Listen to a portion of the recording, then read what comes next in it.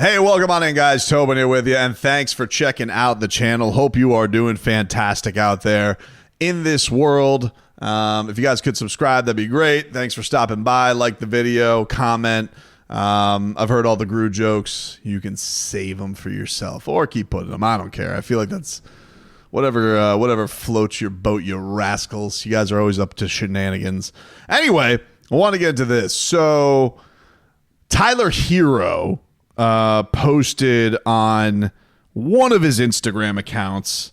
This is that he has an Instagram account that he promotes, and I kind of feel like it's almost like his hipster account. Wonder did it, and it posts a lot more memes on there or whatnot, but I believe this is run by him. And on this account, he posted a list, and it was a list that has him at 87th in the league. And I was like, oh, what is that? Is that ESPN's list? Who has a list? Well, CBS Sports had a list that came out and had Tyler Herro listed as the 87th player in basketball. It was their top 100 list, and Tyler Herro was listed as number 87. He had dropped, I guess, from their rankings last year. He was 78.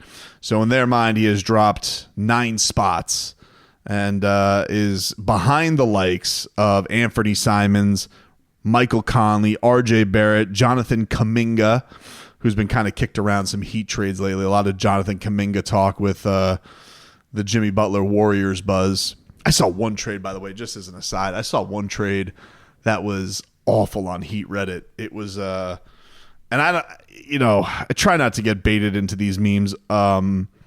But I was just like, well, what is good about this trade for the Miami Heat? I'm trying to, I guess Kuminga is the best piece that you were. I don't even know if Kuminga was, yeah, it was trade proposal, and shout out to the Reddit, which just goes, "What are they smoking?" It's the proper title, and in their trade proposal, the Warriors get Jimmy Butler and Pelle Larsson. I don't know why that's the one that upsets me the most. The Hawks, it's a 3-teamer. The Hawks would get Andrew Wiggins, Kevon Looney, Jovic, and 2 first-round picks, and some guy I've never heard of. 2 first-round picks, and the Heat would get DeAndre Hunter, Bogdan Bogdanovic, Jonathan Kuminga, and Moses Moody, and a 2025 first-round pick. And I got to tell you, dude, that trade can kick the sharpest of rocks.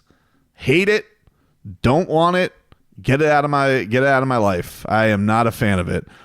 But anyway, I'm diverting off what I got here for. So Tyler Herro posts it's one of these posts from his one of his side Instagram account that makes me wish having Twitter likes. I liked when Tyler Herro could just send a message with a passive aggressive Twitter like he's the best at that.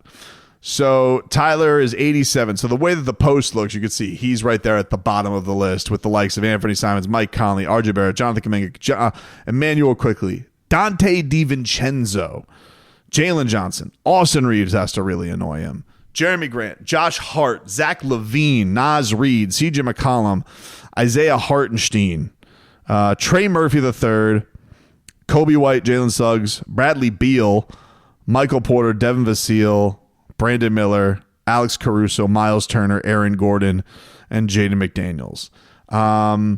But his biggest issue here out of all of these guys, look, I think if you wanted to quibble about a lot of these names, some of them are very different players.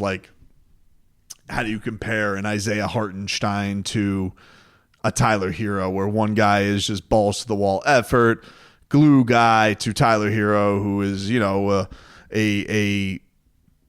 perennial scorer, very, very different types of players. But if you're to look at the Austin Reeves of the world, the Bradley Beals of the world, Bradley Beal has many more credentials than Tyler Herro, but is older and also has his own durability issues that have certainly struck him. I think when you look at all these guys, right, you look at all of them, and I think that you see a lot of good. I don't list a lot of bums. I could see guys there, Tyler Herro, could, based on age and ability, I think there are guys there. There are plenty of guys on this part of the list, this 65 to 87 that he's in, right? There are guys I think that you could argue you take Tyler Herro over, especially depending on the team, what you need and whatnot. I think if you were the Heat and you were to ask, like, how many of these guys, if you took them on their team, would they be better than Tyler Herro? Like, if you asked, let's play a little game. All right, let's play a game for the Heat fan out there. And you guys can agree, disagree, do what you can. I'm not going to do this because he posts on this list 63 to 87. I'm not going to do the entire list, but let's do it up to 65, right? If the Heat traded Tyler Herro for Anthony Simons, are they better? I'd say they're slightly worse. Mike Conley, getting a little long in the tooth. Perennial glue guy. Does that work as much with a Terry Rozier? I'd say it worse push. RJ Barrett, a lot of respect for Jimmy Butler. He's got a lot. There's a lot of parallels with RJ and Tyler Herro. Maybe because of size, you think RJ's got a higher ceiling. But it is one of those things where they kind of reach their limit with him. I'm still taking Tyler. Jonathan Kuminga, same with that thing where like kind of been this, he's going to take an ascension, but it's Steph's team. It's a little bit of a weird situation for him. They've kind of do this. They have a little bit of the similar like Jimmy Butler, Jonathan. They have a little similar with the Jimmy Butler, Steph Curry thing, obviously. I think I'm going to go Kuminga, barely.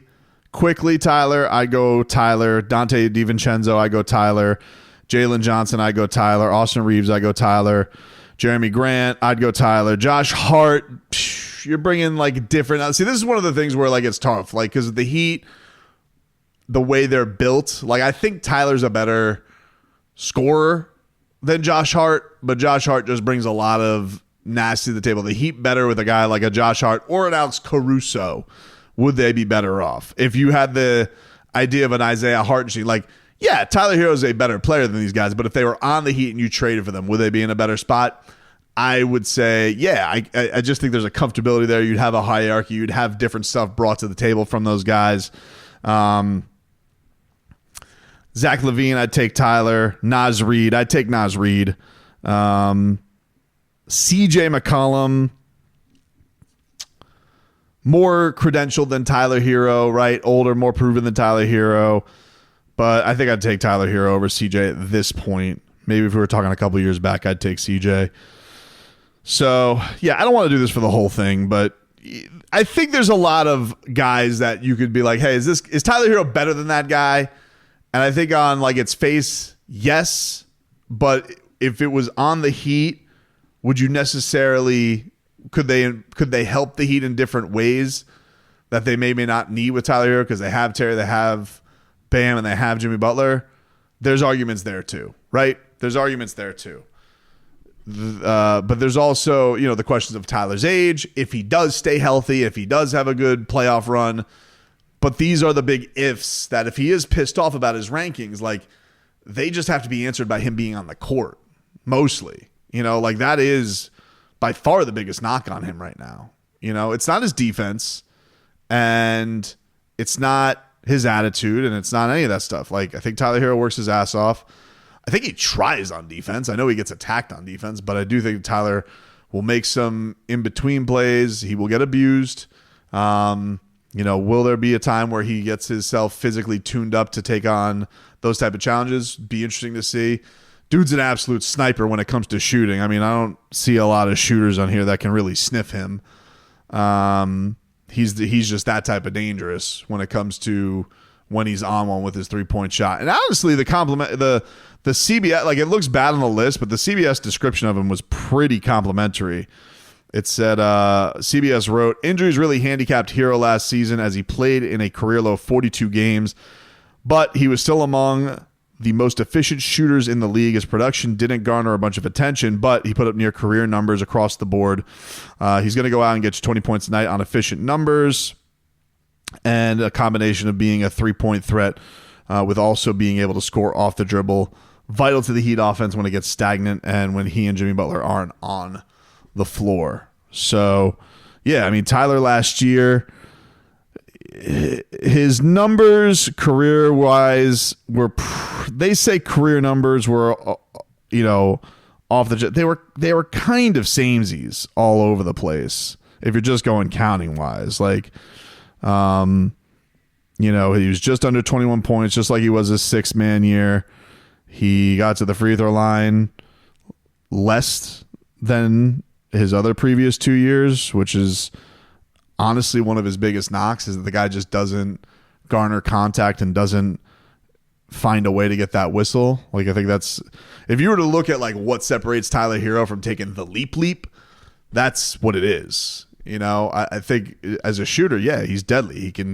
He's shooting it 8 times a game from downtown, like shooting at a 40% clip. Like, geesh, sniper. The guy's a really, really good shooter.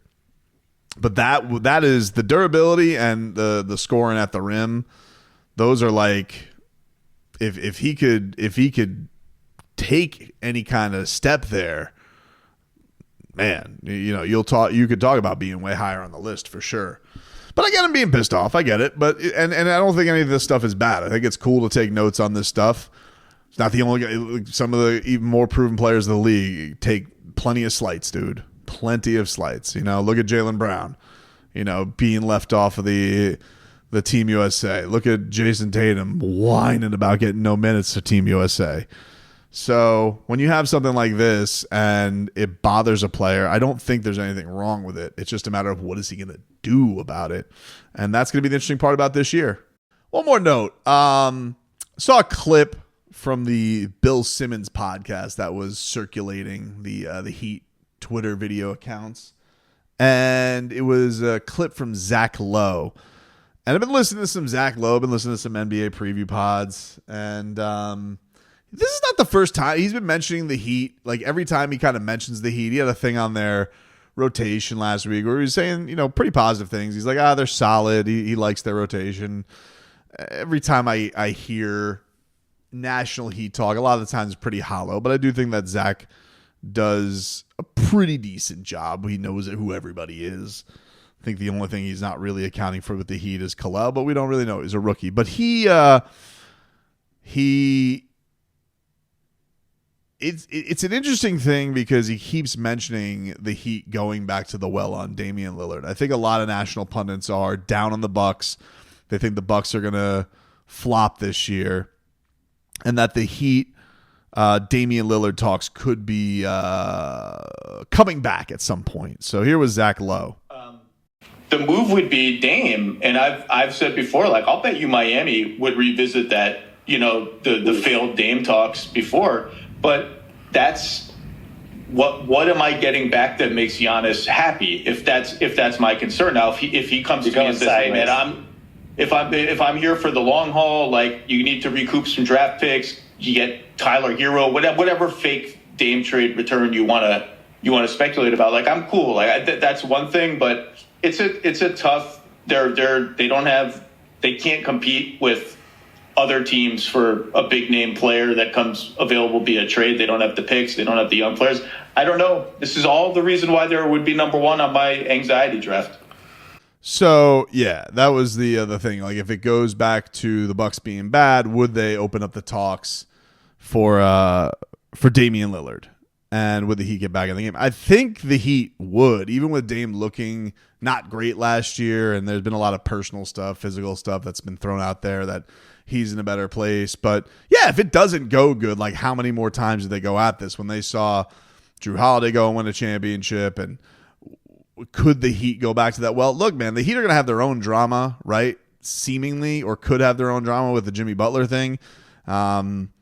Could there be a Dame for Jimmy thing down the line? Like, would that be a Giannis pleaser? Like, if things are at a point, right?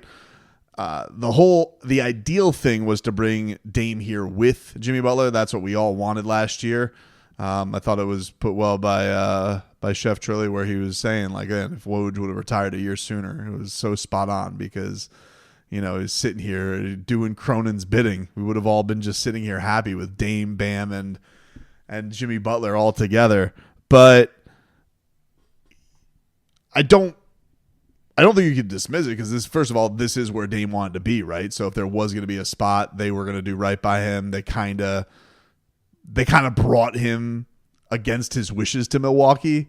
Everybody knew where he wanted to be, and it flopped royally. If it starts looking like that again, could they do right by Dame?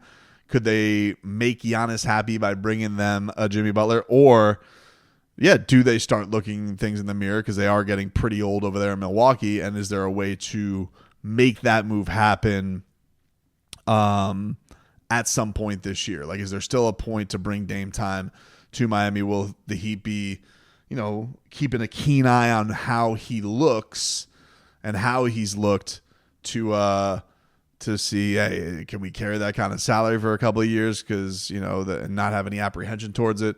So I don't know. That's an interesting thing. But Lowe's that's not the first time he's mentioned that. He's been mentioning that all summer about the Damian Lillard thing. Like, if Dame doesn't work out in Milwaukee, he keeps bringing up the Heat to revisit that. And as I said when this happened, you guys know, I'm a huge Damian Lillard fan. Not just because of his play. He's obviously cool. One of my favorite non-Heat players of all time. Loves boxing. I would adore getting Damian Lillard to the Heat. Would I love doing it at the expense of Jimmy Butler? That would really painfully hurt me, but it would be a nice consolation prize if that did happen. Ideally, I would still like to live the dream of Bam, Jimmy, Dame and see where that goes, if that can go a lot better with Dame in a happier, maybe better basketball fitting situation. Because I do think with Damian Lillard still being with Giannis, still Giannis's team. I think the one thing that we've all acknowledged with Jimmy and Bam, those guys are looking for go take the ball and cook for us. Go get us buckets. So interesting stuff in the national podcast world surrounding your Heat, I thought.